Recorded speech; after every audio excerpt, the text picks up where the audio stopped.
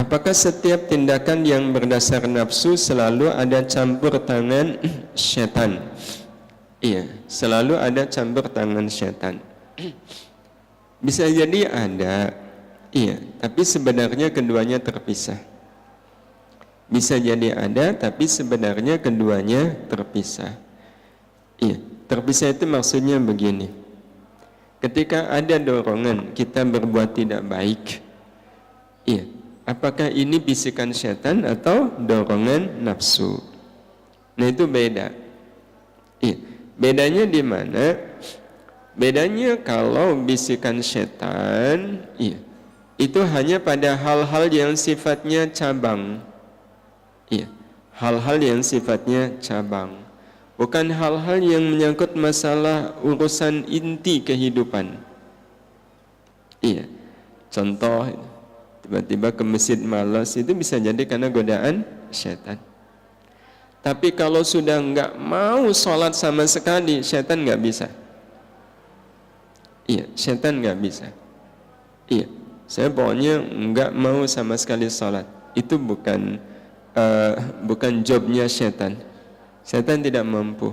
Tapi sebatas malas itu mungkin. Tetapi bisa jadi malas sholat itu juga karena nafsu. Mungkin juga itu karena nafsu. Meskipun nanti kalau nafsu itu bisa sampai tingkat yang lebih parah. Syaitan tidak akan mampu menggiring manusia untuk berzina. Karena zina itu termasuk dosa besar. Peran nafsu lebih dominan. Iya, peran nafsu lebih dominan ya, untuk melakukan dosa-dosa yang masuk kategori besar itu. Artinya kalau orang, iya, nafsunya sudah terkendali, seberapapun syaitan, iya, menggoda manusia untuk melakukan perbuatan zina, dia bisa mengendalikan dirinya. Meskipun ada bisikan untuk melakukan perbuatan itu, sepanjang nafsu tidak mendukung, nggak jadi. Iya. Nah, beda antara bisikan syaitan dan nafsu itu salah satunya kita bisa ketahui dengan pada saat kita punya dorongan untuk berbuat tidak baik, cobalah baca ta'awudz. A'udzubillahi minasyaitonir rajim. Aku berlindung kepada Allah dari godaan syaitan yang terkutuk. Kalau memang dorongan untuk berbuat tidak baik itu dari syaitan, begitu dita'awudzi, hilang. Kenapa hilang? Dan syaitannya lari. Kan lari syaitan ketika dita'awudzi. Nah kalau syaitannya lari, bisikannya apa masih ada? Nggak ada, hilang. Iya, pengen marah, oh, ini syaitan atau nafsu ini. Baca aja ta'awudz. Udah dita'awudz sampai 5 kali, oh, masih aja pengen marah. Nah itu bukan syaitan, itu berarti nafsu.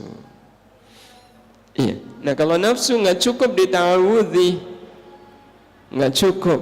Kalau nafsu caranya ya mujahadah, seperti yang kemarin kita sampaikan.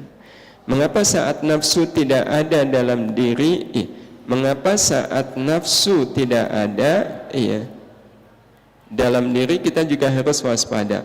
Kalau nafsu tetap selalu ada di dalam diri, tetap ada.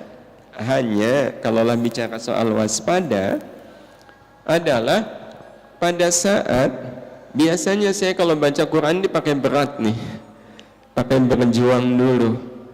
Ini kok tumben ya, saya mau baca Quran kok happy aja, ringan aja gitu. Mau sedekah biasanya pakai bertarung dulu, sedekah enggak ya, infak enggak ya. Kok sekarang dorongannya kuat, saya infak, padahal enggak ada apa-apa. Nah itu yang harus diwaspadai. Itu yang disebut nafsu tidak ada. Bukan tidak ada, tapi kesannya nafsu jadi ikut mendukung. Ada apa nih? Nah ini yang tetap harus diwaspadai. Kok tiba-tiba nafsu jadi berubah, ya biasanya pakai menghalang-halangi. Iya, apa nafsu lagi jalan-jalan? Ya, tentu tidak. Apa nafsu lagi tidur? Apa nafsu sudah melemah? Padahal saya tidak melakukan program mujahadah. Saya nggak ada program mujahadah nih, tapi kok nafsu damai-damai aja, ada apa? Nah ini yang perlu diwaspadai. Karena nanti kalau tidak diwaspadai, dia akan menjelma dalam sosok yang lebih berat akibatnya. Mungkin kita berhasil, ya karena nafsu kelihatannya seperti menghilang, berhasil menghafalkan Quran lebih cepat. Iya, berhasil menghafalkan Quran lebih cepat ya, 1 juz gitu ya. Iya, atau baca Quran. Biasanya 1 juz itu wow, udah pakai penderitaan yang luar biasa. Karena kalau harus bertarung dengan nafsu ya, ini kok damai-damai aja, 1 juz ringan, 2 juz, 3 juz, 5 juz. Nah ketika udah baca 5 juz, baru nafsu mulai merasuk.